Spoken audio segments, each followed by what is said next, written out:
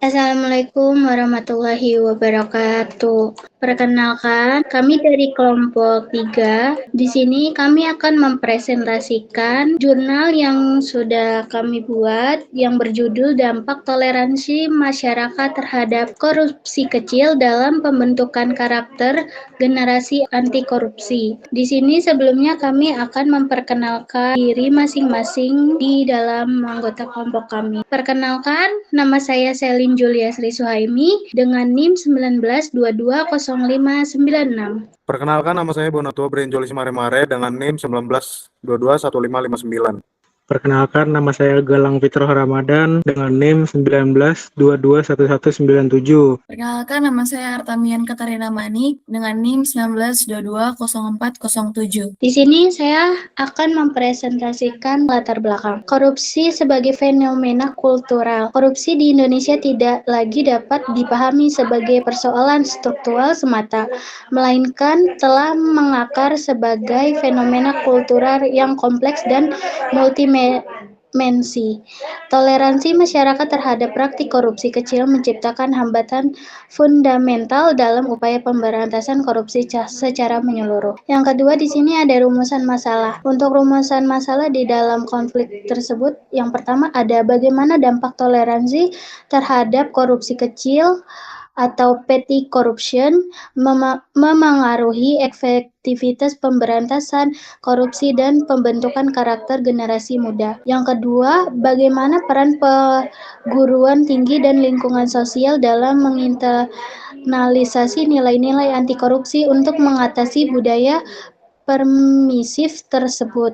Dan yang ketiga, yaitu penelitian ini berfokus pada hubungan antara toleransi korupsi kecil dengan pembentukan karakter anti korupsi generasi muda Indonesia. Berikut tujuan dan kegunaan penelitian. Nah, untuk tujuan dari penelitian ini adalah untuk menguraikan pentingnya kesadaran hukum dalam upaya pemberantasan korupsi. Selain itu, penelitian ini juga bertujuan merumuskan strategi yang dapat digunakan untuk memperkuat kesadaran tersebut sebagai fondasi dan membangun gerakan anti korupsi di masyarakat. Di dalam kegunaan penelitian, yaitu memberikan kontribusi bagi pengembangan kebijakan pendidikan anti korupsi serta menjadi masukan dalam penyusunan strategi pemberantasan korupsi yang lebih partisipatif dan melibatkan berbagai pihak. Di tinjauan pustaka, kita memiliki konsep korupsi yaitu mendefinisikan sebagai tindakan menyalahgunakan kekuasaan atau sumber daya publik untuk kepentingan pribadi maupun kelompok tertentu. Pada pendidikan anti korupsi, memahami sebagai proses pembentukan karakter, moral, dan integritas untuk mencegah perilaku koruptif. Pada nilai dasar anti korupsi, yaitu kejujuran, kepedulian, kemandirian, kedisiplinan, tanggung jawab, kerja keras, kesederhanaan, keberanian, dan keadilan. Pada metode penelitian, pendekatan, dan desain riset,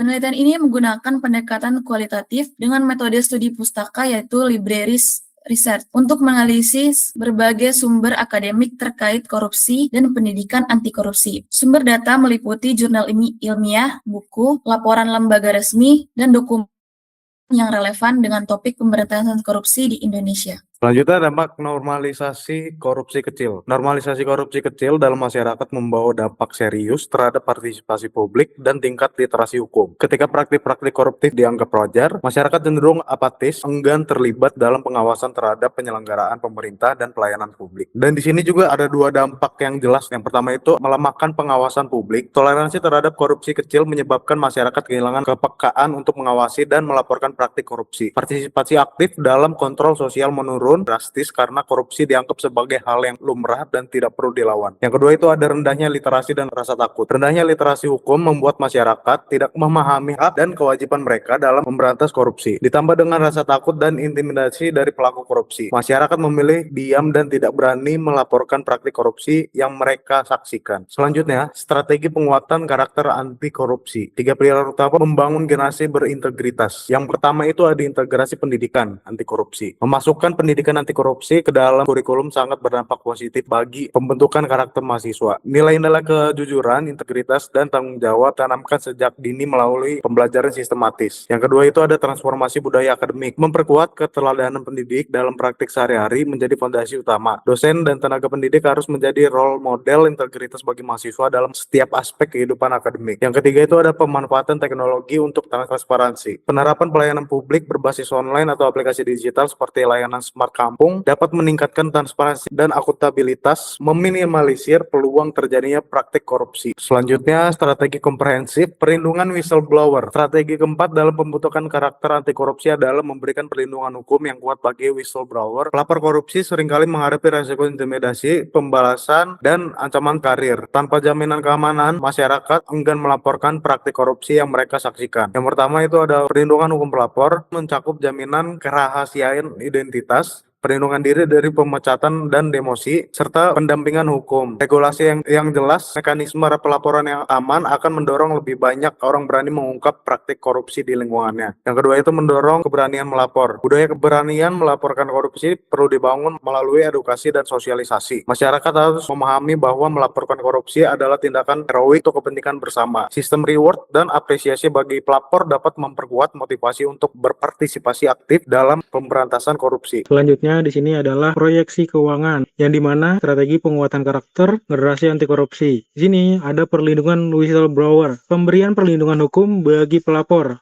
Sangat penting untuk mendorong partisipasi masyarakat dalam mengungkap praktik korupsi tanpa rasa takut akan pembalasan. Yang kedua ada sistem pelapor aman, implementasi sistem pelapor yang aman dan terpercaya memungkinkan masyarakat melaporkan dugaan korupsi secara anonim dengan jaminan kerahasiaan identitas pelapor. Yang ketiga ada jaminan hukum. Regulasi yang kuat diperlukan untuk melindungi pelapor dari ancaman pemecatan, intimidasi, atau tuntutan hukum, baik dari pihak yang dilaporkan. Kesimpulan dan saran, membangun generasi anti korupsi. Kesadaran hukum masyarakat merupakan faktor esensial dalam upaya pemberantasan tindak pidana korupsi di Indonesia. Sarana di mana pemerintah dan DPRI diharapkan segera mengesahkan regulasi strategis yang memberi efek jera seperti Undang-Undang Perampasan Aset Koruptor. Di sini juga ada kedua, instruksi pendidikan harus menerapkan kebijakan tanpa kompromi, zero tolerance terhadap berbagai bentuk kecurangan akademik guna memastikan embrio korupsi sejak dini. Ya, terima kasih. Demikian presentasi kita dari kelompok 3, generasi anti korupsi. Mari bersama membentuk generasi anti korupsi. Integritas dimulai dari diri sendiri, diperkuat melalui pendidikan dan diwujudkan dalam tindakan nyata sehari-hari.